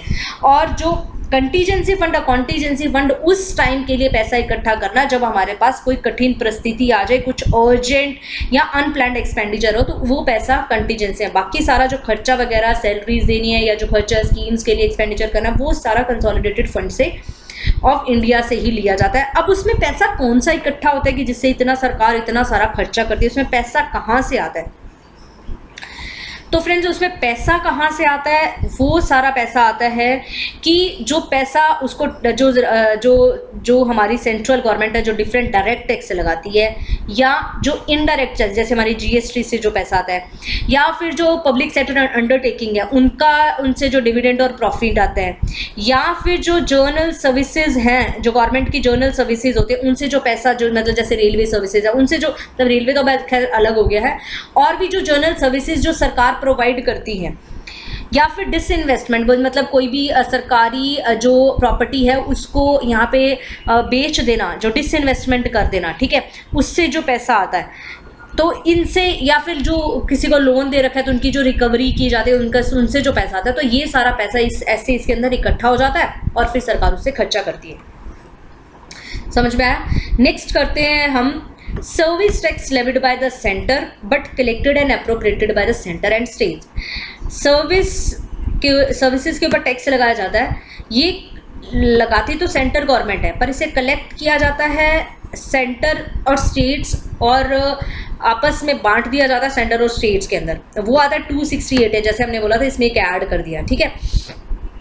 और यहाँ पे मतलब कैसे इकट्ठा किया जाएगा और कैसे इसको यूज़ किया जाएगा, किसको दिया जाएगा, ये सब कुछ डिसाइड कौन करता है? पार्लियामेंट के द्वारा डिसाइड किया जाता है। टैक्सेस जो लेवी और कलेक्ट किए जाते हैं सेंटर के द्वारा, लगाती भी सरकार है, सेंट्रल गवर्नमेंट और कलेक्ट भी करती है, बट ये पैसा देती इसको है, स्टेट्स को दे देती है। ये आता है आर्टिकल 269, तो ये 268 हो गया, 268A हो गया और आ गया 269। तो यहाँ पे इसमें कौन कौन से टैक्सेस आते हैं? जो सेल्स और परचेज ऑफ किसी गुड्स के, न्यूज़पेपर को छोड़ के, वो आते हैं इंटरस्टेट ट्रेड और कॉमर्स के लिए। Taxes on consignments of a goods, अब ये कंसाइनमेंट ऑफ अ गुड्स वो हो गए कि जो यहाँ पे हमारे जो एजेंट होते हैं ना, मतलब कोई गुड्स और लेने के लिए डायरेक्ट ये नहीं कि कंपनी डील करती है, उसके कुछ एजेंट्स डील करते हैं, तो ये एजेंट के पास जो माल रखा जाता है कुछ टाइम के लिए, वो उसका ऑनर टाइप होता है, तो उसके ऊपर भी जो टैक्स लगाया जाता है वो tax. Net proceeds of these tax, the net proceeds of these tax do not form a part of a consolidated fund of India, और ये जो पैसा किसको दे दिया जाता है? अब नेट प्रोसीड का मतलब ये होता है फ्रेंड कि जो पैसा आया है उसमें से जो उसकी कलेक्शन कॉस्ट होती है वो काट दी जाती है, उसके बाद में ये बनता है नेट प्रोसीड। मतलब असल जो पैसा था वो कितना था, वो चला गया किसके पास में? स्टेट्स के पास में। और इसको कैसे मतलब कि असाइन करना है अकॉर्डेंस, ये सारे प्रिंसिपल्स कौन ले डाउन करता है? ये पार्लियामेंट ले डाउन, ये कैसा करना है, क्या नहीं करना है, क्या नेट प्रोसीड निकालना है, इसको देना है, ठीक है। नेक्स्ट आता है 269 के बाद में 270। यहाँ पे कलेक्ट करती है, लेवी करती है सेंट्रल गवर्नमेंट, पर ये दे किसको दे दिया जाता है या डिस्ट्रीब्यूट किया जाता है किसके बीच में? सेंटर और स्टेट्स दोनों के बीच में। ये आता है आर्टिकल 270 के अंदर, ठीक है। तो आर्टिकल 270 के अंदर क्या चीज़ें आते हैं? आर्टिकल 270 के अंदर सभी category include all the taxes, सारी टैक्सेस और जो ड्यूटीज़ रेफर की जाती है यूनियन लिस्ट के अंदर, वो सभी इस कैटेगरी के अंदर आते हैं। इस कैटेगरी के अंदर की मीन्स कि यहाँ पे टैक्स लेविड और कलेक्ट किया जाएगा सेंटर के द्वारा और इसको डिस्ट्रीब्यूट कर दिया जाएगा दोनों के बीच में। तो मतलब यूनियन लिस्ट के सब्जेक्ट के ऊपर अगर कोई भी टैक्सेस या ड्यूटीज़ लगाए जाते हैं तो उनको यहाँ पे सेंटर और स्टेट्स के बीच में बांट दिया जाता है, एक्सेप्ट इन चीज़ों को छोड़ के। मीन्स कि 268 और 268A और 269 के अंदर जो ड्यूटीज़ और टैक्स रेफर इनको छोड़ के, उसके अलावा अगर सरचार्ज लगाया गया टैक्सेस और ड्यूटीज़ जो आर्टिकल 271 के अंदर है उसको छोड़ के, और कोई भी सेस जो लेविड किया जा रहा है किसी स्पेशल पर्पस को, उसको छोड़ के बाकी सब कुछ डिस्ट्रीब्यूट किया जाएगा दोनों के बीच में, ठीक है। तो यहाँ पे कैसे डिस्ट्रीब्यूट होना है और इन सभी ड्यूटीज़ और टैक्सेस को वो सारा कौन प्रिस्क्राइब करता है? यहाँ पे president on the recommendation of, पहले हम देख रहे थे कौन प्रिस्क्राइब करता है? पार्लियामेंट, बट यहाँ पे कौन कर रहा है? President on the recommendation of finance commission. Next आता है सरचार्ज, कुछ चीज़ों के ऊपर मतलब सरचार्ज मतलब चार्ज के ऊपर भी एक और सर लगा दिया, मतलब थोड़ा सा और ज़्यादा चार्ज, यहाँ पे टैक्स थोड़ा सा और ज़्यादा। सरचार्ज जो लगाया जाता है किसी टैक्सेस और ड्यूटीज़ के अंदर कुछ for the purpose of centre किसी पर्पस के लिए लगाता है, वो लगाता है आर्टिकल 271 के अंदर। पार्लियामेंट किसी भी टाइम पे लगा सकती है सरचार्ज टैक्सेस और ड्यूटीज़ के अंदर जो आती हैं आर्टिकल 269 के अंदर और 270 के अंदर। मतलब 269 और 70 के अंदर जो कुछ भी आ रहा है उसके ऊपर एक सरचार्ज भी लगाया जाता है, मतलब कुछ एक्स्ट्रा ड्यूटी, मतलब 12 रुपये देने हैं तो 14 रुपये भी देने पड़ सकते हैं या 12.5 भी देने पड़ सकते हैं। वो जो 0.5 जो पैसा है वो डायरेक्ट किसके पास जाएगा? सेंटर के पास होगा। अब ये डायरेक्ट ये जो सरचार्ज जाता है सेंटर के पास जाता है डायरेक्ट, मतलब इसका मतलब ये हो जाता है कि स्टेट्स का इसके अंदर कोई भी शेयर नहीं होता। 269 और 270 के आर्टिकल्स के अंदर जो भी यहाँ पे टैक्सेस लगाए गए हैं उनके ऊपर कुछ सरचार्ज लगाया जा सकता है जो जाता है किसके पास? डायरेक्ट सेंटर के पास में। टैक्सेस जो लेवी किए जाते हैं, कलेक्ट किए जाते हैं और स्टेट्स अपने पास ही रखते हैं, वो कौन कौन से होते हैं? जो यहाँ पे टैक्सेस आते हैं स्टेट लिस्ट की सब्जेक्ट के अंदर, जो आते हैं यहाँ पे 20 नंबर के अंदर हैं, जिनमें से यहाँ पे कुछ दिए गए हैं कि land revenue, taxes on agriculture income के ऊपर, mineral rights, buildings, luxuries, gambling, entertainment की चीज़ों के ऊपर, नारकोटिक या फिर अल्कोहल का जो ह्यूमन कंजप्शन के लिए यूज़ किया जाता है, ठीक है। इलेक्ट्रिसिटीज़ पे, इनलैंड वाटरवेज के ऊपर, टैक्सेस ऑन प्रोफेशन जो हमने पहले पढ़ा था कि 2500 पर एनम से ज़्यादा नहीं होना चाहिए। तो ये जो टैक्सेस जो लगाए जाते हैं, sale tax, stamp duty on documents, ये सभी लगाए जाते हैं स्टेट्स के द्वारा और स्टेट्स ही कलेक्ट लेवी करती है और इनको अप्रोप्रिएट करती है। नेक्स्ट आता है distribution of non tax revenues. अब टैक्सेस के अलावा जो नॉन टैक्स के अलावा जो पैसा आता है उनका डिस्ट्रीब्यूशन कैसे होता है? सेंटर, यहाँ पे जो centre the receipts of the following major sources of नम, यहाँ पे कहाँ से पैसा, नॉन टैक्स रेवेन्यू का पैसा कहाँ से आता है? जैसे कि सेंटर के पास पैसा आता है पोस्ट और टेलीग्राफ से, रेलवे से पैसा आता है, बैंकिंग सर्विसेज जो हैं उनसे पैसा आता है, जैसे आरबीआई है, एसबीआई है, ये जो बैंकिंग जो सरकारी बैंक्स हैं। ब्रॉडकास्टिंग से जैसे दूरदर्शन टीवी चैनल्स हैं, उसके अलावा भी कुछ जो टीवी चैनल्स हैं यहाँ पे उनसे मतलब दूरदर्शन मेन हम जगह नेशनल डीडी नेशनल जो ब्रॉडकास्टिंग से जो पैसा आता है, क्वाइनेज और करेंसी से जो पैसा आता है, या सेंट्रल पब्लिक सर्विसेज से जो पैसा आता है, या फिर एस्टीट्स एंड लैब्स। अब बाकी सब कुछ समझ आ गया। ये एस्टीट्स एंड लैब्स क्या होता है? एस्टीट्स होता है फ्रेंड्स की अगर कोई प्रॉपर्टी किसी की है, उस प्रॉपर्टी का जो वारिस है वो डेथ हो जाती है उसकी, तो और उसका कोई हियर भी नहीं है, उसका कोई मतलब आगे वारिस भी नहीं है, मतलब मेन जिसकी प्रॉपर्टी थी उसकी डेथ हो गई और उसका आगे कोई वारिस भी नहीं, तो वो प्रॉपर्टी किसकी हो जाती है? लीगल कोई वारिस नहीं है, तो वो प्रॉपर्टी किसको चली जाती है? सरकार को चली जाती है। लैप्स के केस में क्या होती है कि अगर ठीक है, अगर कोई बंदा था जिसकी प्रॉपर्टी थी, उसने अपना एक बेनिफिशियरी कोशिश कर दिया था कि मेरे बाद में ये प्रॉपर्टी है ये इसकी हो जाएगी। अब क्या हो जाता है कि इस बंदे की डेथ हो जाती है, उसके बाद में एक जो इसका ऑनर होता है इसकी भी डेथ हो जाती है, इसके बाद में इसका कोई लीगल हियर भी नहीं है, तो वो प्रॉपर्टी किसके बाद में चली जाती है? वापस फिर लैप्स हो जाती है और वो फिर चली जाती है, सेंटर का पार्ट बन जाती है। अब ये था नॉन टैक्स रेवेन्यू जो सेंटर के पास आता है।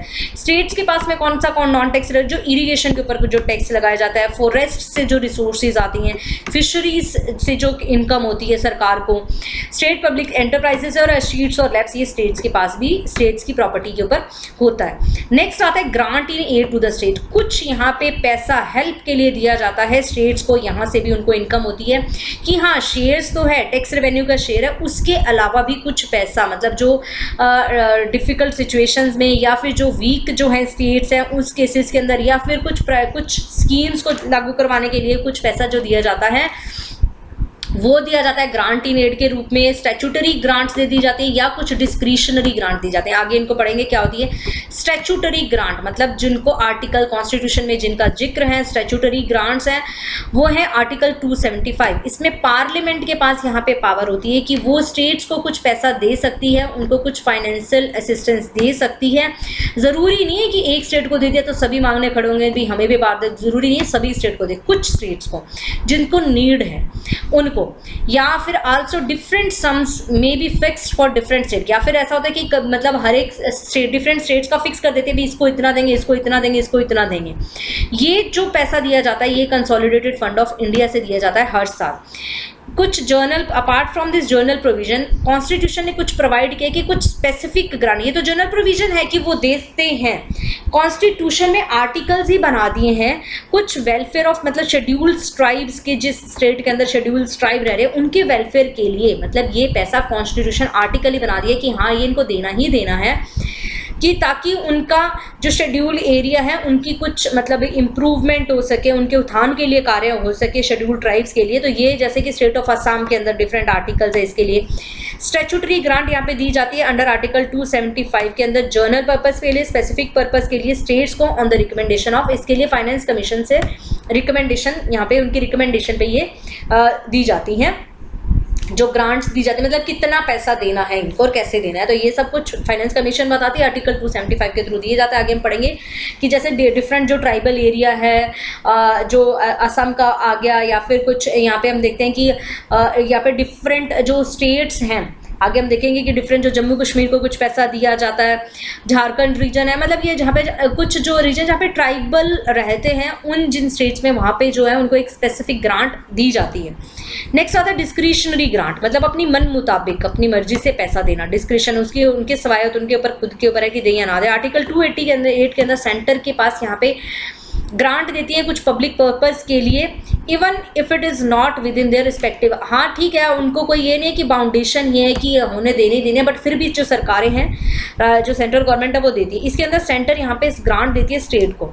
अब ये जो ग्रांट दी जाती है इनकी कुछ ये इनको बोलते हैं डिस्क्रिशनरी ग्रांट। अब ये रीज़न क्या होता है इसके बीच में, यहाँ पे कोई ऑब्लिगेशन नहीं होती देने की कि हाँ ये देना है देना, उसकी मन की मर्जी है कि हाँ भाई देना है, सेंटर को चाहिए कि हाँ इनका उत्थान करें, ये काफ़ी अंडर डेवलप्ड एरियाज़ हैं, यहाँ पे एजुकेशन प्रॉपर नहीं है, यहाँ पे नक्सलिज्म का काफ़ी ज़्यादा प्रभाव है, तो उसको हटाने के लिए कुछ इनको लोगों का उत्थान नहीं हो रहा है उस केस में, तो उस केस में डेवलपमेंट में केस में ये दी जाती है। These grants have two fold, इनके दो पर्पस होते हैं।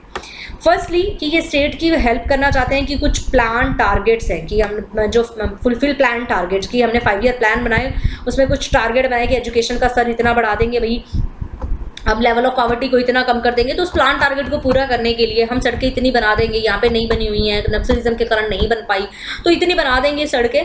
तो इन टारगेट्स को फुलफिल करने के लिए कुछ पैसा दिया जाता है। नहीं, इनकी स्टेट इतने गरीब है, इनके पास पैसा नहीं है, कैसे बना पाएंगे, तो हमें इनकी हेल्प करनी पड़ेगी। या फिर ये कुछ लिवरेज देती है सेंटर को कि इन्फ्लुएंस कर सके, कोऑर्डिनेट करे स्टेट एक्शन को टू इफेक्चुएट द नेशनल प्लान। जो नेशनल प्लान है उसको यहाँ पे कोऑर्डिनेट करने के लिए स्टेट की सहायता करते हैं। ठीक है, वही सेम बात होगी।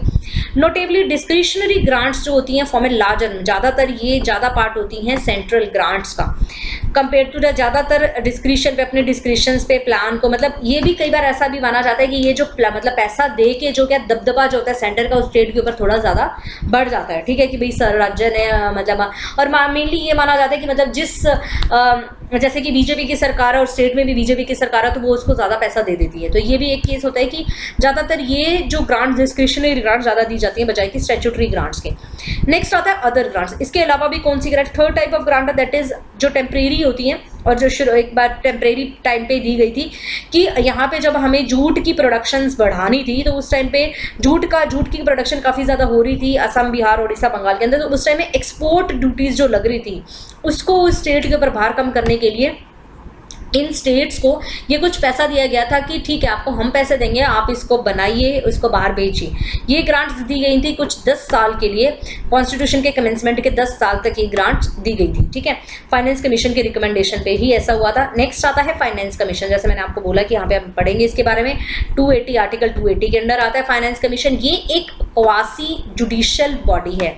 अब ये थोड़ा भारी भरकम शब्द है, इसका मतलब क्या हुआ? Quasi judicial body. Judicial body तो हम समझते हैं कि हाँ भाई कोई कोर्ट वगैरह होता है, जुडिशियल बॉडी, यहाँ पे कोर्ट प्रोसीडिंग्स होती है। पर ये क्वासी जुडिशियल मतलब अर्ध न्यायिक निकाय। ये एक नॉन जुडिशियल बॉडीज होती हैं जो यहाँ पे लॉ को इंटरप्रेट करती है, मतलब कानून बनाती हैं कुछ, उसको जो मीन्स लागू करवाने के लिए। यहाँ पे ये जो एंटिटीज कानून जैसे ना लागू करवाते हैं तो यहाँ पे को इसको कानून को लागू करती हैं।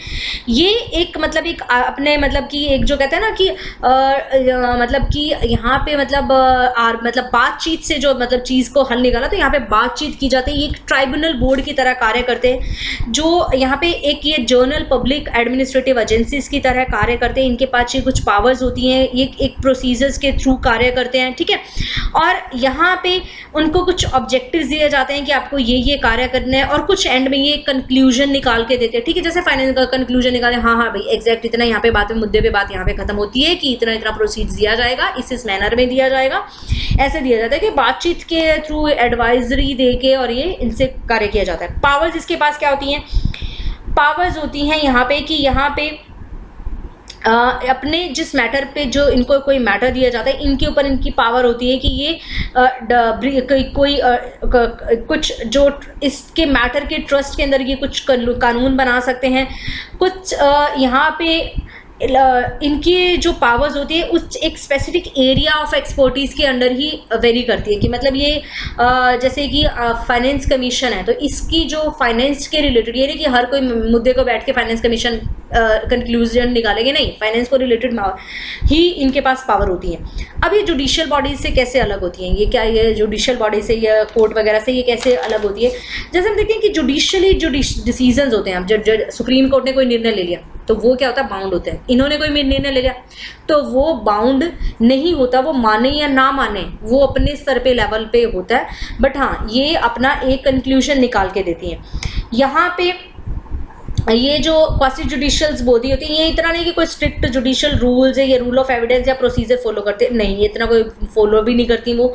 इनमें एक फॉर्मल हियरिंग मतलब बैठ के चेस पे बैठ के आपस में कोई मुद्दे पे बातचीत होती है और फिर कंक्लूजन निकालते हैं। ठीक है, तो ये होगी। अब इसके अलावा क्या फाइनेंस के कमीशंस के अलावा भी कोई क्वासी जुडिशियल बॉडी है? क्वेश्चन उठ रहा होगा दिमाग में। हाँ, तो है, जैसे कि कंज्यूमर कोर्ट आती है, इलेक्शन कमीशन है, ठीक है, नेशनल कंपनी लॉ ट्रिब्यूनल है, ह्यूमन राइट्स कमेटीज हैं। ये क्वासी जुडिशियल बॉडी हैं जो उस मुद्दे को लेकर बैठ के बातचीत करती है और देश के हित के लिए जो भी एडवाइजरी होती है वो यहाँ पे ये देती हैं। ठीक है, ठीक है, तो यहाँ पे कॉन्स्टिट्यूशन बाय द ये प्रेसिडेंट के द्वारा कॉन्स्टिट्यूट की जाती है हर 5 साल के अंदर, और ये रिकमेंडेशंस देती हैं प्रेसिडेंट को डिफरेंट मैटर्स के लिए कि नेट प्रोसीड कितना होना चाहिए टैक्सेस का आपस में सेंटर और स्टेट्स के बीच में, यहाँ पे कैसे ग्रांट इन एड कौन कौन सी स्टेट्स को देनी चाहिए, कंसोलिडेटेड फंड से निकाला जाएगा कितनी देनी चाहिए, और कंसोलिडेटेड फंड के अंदर जो पैसा है उसको हम कैसे बढ़ा सकते हैं, प्रगति कैसे कर सकते हैं, कैसे वो पैसा ज़्यादा आ सकता है, ठीक है। और फिर उसमें से पंचायत का कैसा मतलब उसको कैसे ऑगमेंट कर सकते हैं, म्यूनसिपैलिटीज़ के पास कैसे पैसा ज़्यादा है, उसके मतलब डिफरेंट सुझाव देते हैं। कोई अदर मैटर अगर कोई प्रेसिडेंट इनको कोई अदर मैटर भी यहाँ पे सौंपता है तो ये उसके जो फाइनेंस के रिलेटेड कुछ होता है तो उसके बारे में भी ये बताते हैं। 1960s तक कमीशन ने यहाँ पे सजेस्ट किया कि ये जो कमीशन सजेस्टेड कि जो पैसा दिया जाएगा असम, बिहार, उड़ीसा, वेस्ट बंगाल को, जैसे मैंने आपको बताया कि 10 साल तक इन्होंने बोला कि ये यहाँ पे इन्होंने एक्सपोर्ट ड्यूटीज़ को यहाँ पे के लिए यहाँ पे इनको पैसा दिया था असम, बिहार, उड़ीसा और वेस्ट बंगाल के लिए। तो ये भी यहाँ पे एक टेम्परेरी यहाँ पे इन्होंने प्रोसीड्स बताई थी। कॉन्स्टिट्यूशन एनविसेज करता है फाइनेंस कमीशन को ताकि ये जो फिस्कल फेडरलिज्म है वो हमारा बना रहे। ऐसा नहीं है कि किसी एक स्टेट को बहुत ज़्यादा पैसा जा रहा है दूसरे को कम जा रहा है, बट फिर भी हम भी देखते हैं कि कुछ यहाँ पे अभी भी जो है यहाँ पे पार्शियलिटी जैसे स्टेट बोलते हैं कि हमारे साथ हो जाती है जिन स्टेट में उसकी सेम सेंटर और स्टेट की सेम सरकारें नहीं होती।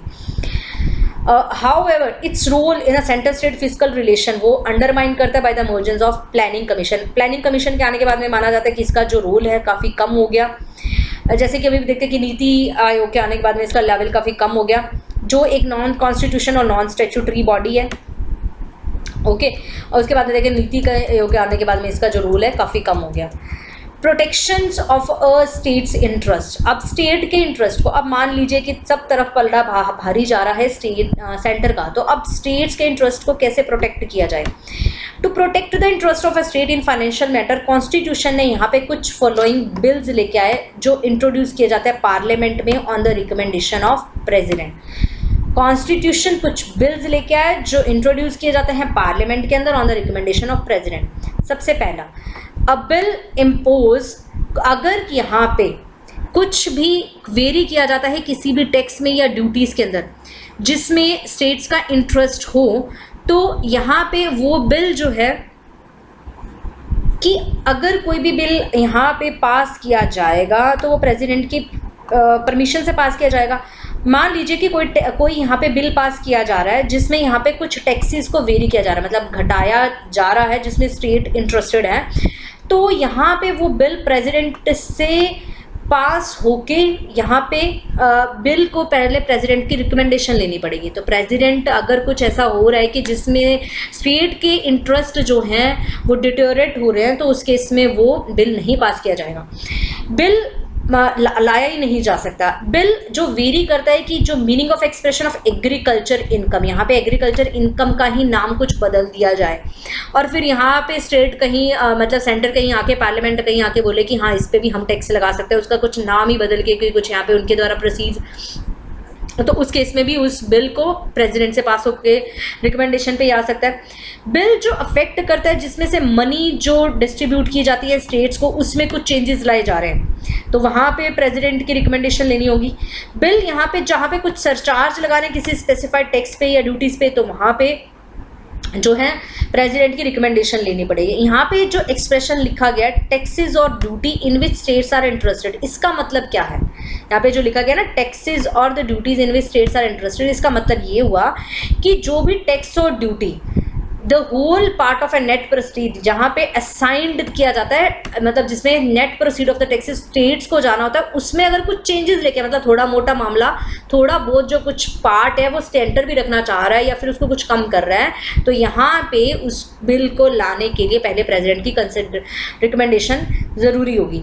टैक्स और duties by the reference of a net proceed, जहाँ पे sums of the time being payable out the consolidated fund of India, यहाँ पे जो टू एनी स्टेट, यहाँ पे किसी मतलब अगर उसमें से जो पैसा consolidated fund of any state से निकाल के देना होगा पैसा, यहाँ पे कोई टैक्स और ऐसी ड्यूटी लगा दी जाए तो यहाँ पे उसमें से निकाल के वो पैसा देना होगा, तो वो भी चीज़ मतलब उन स्टेट का हार्म हो रहा है यहाँ पे, तो यहाँ पे भी वो प्रेसिडेंट के रिकमेंडेशन पे ही बिल आएगा। यहाँ पे फ्रेज मैंने आपको बता दिया, नेट प्रोसीड का मतलब क्या हो गया। नेट प्रोसीड का मतलब कि जो टैक्स है उसमें से जो कलेक्शन की कॉस्ट है वो माइनस कर दो, तो नेट प्रोसीड का मतलब नेट पैसा कितना गया।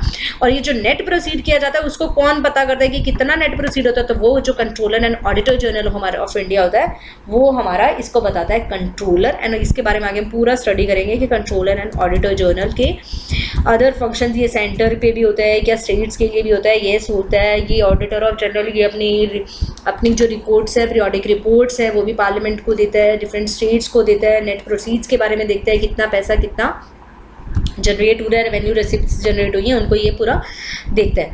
नेक्स्ट आता है borrowing by the centre of states, मतलब सरकारें कहाँ से पैसा लेके आती हैं, कहाँ से लेके आ सकती हैं। तो यहाँ पे कॉन्स्टिट्यूशन में कुछ प्रोविजंस दिए गए हैं बोरोइंग पावर के लिए। सेंट्रल गवर्नमेंट जो है बोरो कर सकती है इंडिया के अंदर भी और बाहर से भी लेके आ सकती हैं, जो यहाँ पे कंसोलिडेटेड फंड के अंदर जो पैसा आता है उसके अंदर। तो जैसे बाहर से हम लेके आते हैं जहाँ पे वर्ल्ड बैंक वगैरह से जो हम पैसा लेके आते हैं। सिमिलरली स्टेट गवर्नमेंट जो है बोरो कर सकती हैं within the India, not from the abroad, बाहर से बोरो नहीं कर सकते हैं। Upon the security of consolidated fund of state, मतलब consolidated of fund of states के लिए यहाँ पे पैसा लेके आ सकती हैं। और can give guarantees but both with in the limit of fixed legislatures of that state, but ये जो लिमिट जो होंगी वो फिक्स होंगी, मतलब कितना लेके आए जाएंगे with in the legislature of a state. Central government यहाँ पे लोन दे सकती है किसी भी स्टेट्स को, ठीक है, गारंटी दे सकती है, गारंटर बन सकती है लोन्स की जो रेज किए जाते हैं स्टेट्स के द्वारा। स्टेट्स यहाँ पे रेज कर सकती है लोन को विदाउट, मतलब स्टेट कोई भी लोन नहीं दे सकती किसी दूसरे स्टेट को without the consent of a centre, centre के कंसेंट के बिना। If there is a still outstanding, यानी अगर कोई भी लोन अगर उसका सेंटर के पास अगर पड़ा है तो फिर वो दोबारा कोई और लोन दूसरा लोन नहीं ले सकती, ठीक है, अगर एक पहला ही लोन उसका सेंटर के पास आउटस्टैंडिंग पड़ा है, ठीक है। तो ये हुआ। नेक्स्ट आता है इंटर गवर्नमेंटल टैक्स इम्यूनिटीज। अब आपस में दोनों में जो मतलब जो है ना माफ़ी, जो माफ़ी मिल जाती है दोनों गवर्नमेंट्स को, वो माफ़ी कौन कौन सी टैक्स माफ़ियाँ होती हैं, वो होती हैं एग्जेम्पशंस दिया जाता है central property from the state taxation, ठीक है। अगर किसी स्टेट के अंदर यहाँ पे सेंटर की कोई प्रॉपर्टी है तो उसके ऊपर टैक्स नहीं लगाएगा स्टेट। अगर किसी स्टेट की सेंटर के अंदर कोई प्रॉपर्टी है तो उसके ऊपर टैक्स नहीं लगाएगा कौन, सेंटर। तो सेम बात होगी, दोनों एग्जाम्प्ट कर देंगे तो दोनों का कैंसिल हो गया ना। तो यहाँ पे ये मतलब जो म्यूनसिपैलिटीज़ में, डिस्ट्रिक्ट बोर्ड में, पंचायत में कहीं पे भी कोई प्रॉपर्टी है तो उसके ऊपर टैक्स नहीं लगेगा। प्रॉपर्टी का मतलब यहाँ पे ये होता है कि कोई बिल्डिंग हो, कोई डेप्ट हो, कोई मनी, जिसकी कुछ भी मनी वैल्यू हो, किसी भी काइंड की प्रॉपर्टी हो सकती है, मूवेबल और इमूवेबल, बस उसकी कोई मनी वैल्यू होनी चाहिए, ठीक है। बेचे तो कुछ पैसा उसका आना चाहिए। प्रॉपर्टी को यूज़ किया जाता है, प्रॉपर्टी में जैसे कि अभी यूज़ कर सकते हैं फॉर सॉवरेन कमर्शियल पर्पसेस के लिए, जैसे कि कई बार यहाँ पे आर्म्ड फोर्सेस वो भी उसकी प्रॉपर्टी है तो उसके ऊपर भी आप कोई टैक्स नहीं लगा सकते, जो आर्म्ड फोर्सेस वो करती हैं स्टेट्स के अंदर। कॉरपोरेशन और कंपनीज जो भी क्रिएट की जाती हैं सेंट्रल गवर्नमेंट, उसको कोई नहीं, उनको कोई टैक्स माफ़ी नहीं बनेगी। कोई भी मतलब कंपनी जो है सेंट्रल गवर्नमेंट की कोई कंपनी वर्क कर रही है उनके ऊपर नहीं, सेंट्रल गवर्नमेंट की कोई भी प्रॉपर्टी अदर होती है कि उनकी कोई कंपनीज नहीं है तो इनको कोई यहाँ पे छूट नहीं मिलती है। नेक्स्ट आता है एग्जेम्पशन ऑफ स्टेट प्रॉपर्टी और income from the central taxation, तो वही सेम बात होगी, तो उनको भी यहाँ पे छूट मिलती है सेंट्रल टैक्सेशन के अंदर। हाउएवर पार्लियामेंट डिक्लेयर कर सकती है कि कोई पर्टिकुलर ट्रेड और बिजनेस को that would then not be taxable. Parliament यहाँ पे डिक्लेयर कर सकती है किसी पर्टिकुलर ट्रेड और बिजनेस को कि भाई ये मतलब उस गवर्नमेंट के फंक्शन के लिए आता है, मतलब इसको इम्यून किया जा सकता है, तो उसको भी फिर बाद में यहाँ पे टैक्स नहीं लगाया जाएगा। नोटेबली यहाँ पे property and income of local authorities जो सिचुएट होती हैं विद इन द स्टेट, जैसे कोई प्रॉपर्टी या इनकम है जो लोकल अथॉरिटीज़ की हैं, स्टेट की कोई लोकल अथॉरिटीज़ के, उनको यहाँ पे इम्यून नहीं किया जाएगा। सेम वही बात है। सुप्रीम कोर्ट यहाँ पे एक इन एन एडवाइजरी ओपिनियन में बोला था 1963 के अंदर कि इम्यूनिटी जो ग्रांट की जाती हैं स्टेट्स को in respect of central taxation में does not extend to the duties of a custom और ड्यूटीज ऑफ एक्साइज, मतलब ये इम्यूनिटीज एक्साइज ड्यूटीज पे नहीं दी जाएगी। In the other word centre यहाँ पे, इनका अदर मतलब कहना ये हो गया कि सेंटर यहाँ पे कस्टम ड्यूटी लगा सकता है जो भी गुड्स इंपोर्ट या एक्सपोर्ट की जाती हैं स्टेट्स के द्वारा, on an excise duty on goods producer and manufactured by a state, उसके ऊपर ये एक्साइज ड्यूटी जो है लगा सकता है। मतलब एक्साइज ड्यूटी से पैसा सेंट्रल गवर्नमेंट को जाना चाहिए, मतलब यहाँ पे ये ड्यूटी, यहाँ पे गवर्नमेंट का ये सुप्रीम कोर्ट का ये मानना था। नेक्स्ट आता है इफेक्ट्स ऑफ इमरजेंसीज। इमरजेंसीज के केस में इस टैक्सिंग पावर या इसका मतलब क्या होता है, जो सेंट्रल स्टेट फाइनेंशियल रिलेशंस कैसे वेरी करते हैं। जब नेशनल इमरजेंसी लगाई जाती है, आर्टिकल 352 जब ऑपरेशन के अंदर होती हैं, तो प्रेसिडेंट पूरा मॉडिफाई कर जाता है। प्रेसिडेंट मॉडिफाई कर सकता है कॉन्स्टिट्यूशनल डिस्ट्रीब्यूशन ऑफ रेवेन्यूज को सेंटर और स्टेट्स के बीच में। प्रेसिडेंट रिड्यूस भी कर सकता है, कैंसिल भी कर सकता है, जो यहाँ पे फाइनेंसिस होते हैं, ग्रांट्स इन एड्स होती हैं या टैक्स शेयरिंग होती है, उनको बिल्कुल बंद करवा सकता है बीच के भी उस टाइम के बीच में। और फिर ये मॉडिफिकेशन, अगर जो भी मॉडिफिकेशन इस टाइम के अंदर, वो till the end of financial year, उस फाइनेंशियल ईयर के एंड तक चलता रहती हैं ये मॉडिफिकेशन, जो इमरजेंसी के ईयर मतलब फरवरी के अंदर है, अगर इमरजेंसी हट भी गई है बट वो दिसंबर तक चलेगी वो मॉडिफिकेशन। नेक्स्ट आता है फाइनेंशियल इमरजेंसी। फाइनेंशियल इमरजेंसी 360 के अंदर अगर ऑपरेशन के अंदर है, तो उस टाइम पे हम देखते हैं कि जो भी फाइनेंशियल प्रॉपर्टी के जो कैनन्स हैं उनको पूरा यहाँ पे ऑब्जर्व किया जाता है कि कहाँ से पैसा आ रहा है जा रहा है। यहाँ पे सैलरी अलाउंस भी कम कर दी जाती हैं, यहाँ पे जो भी मनी बिल्स हैं उनको रिजर्व रख दिए जाते हैं प्रेसिडेंट की कंसिडरेशन के लिए, ठीक है।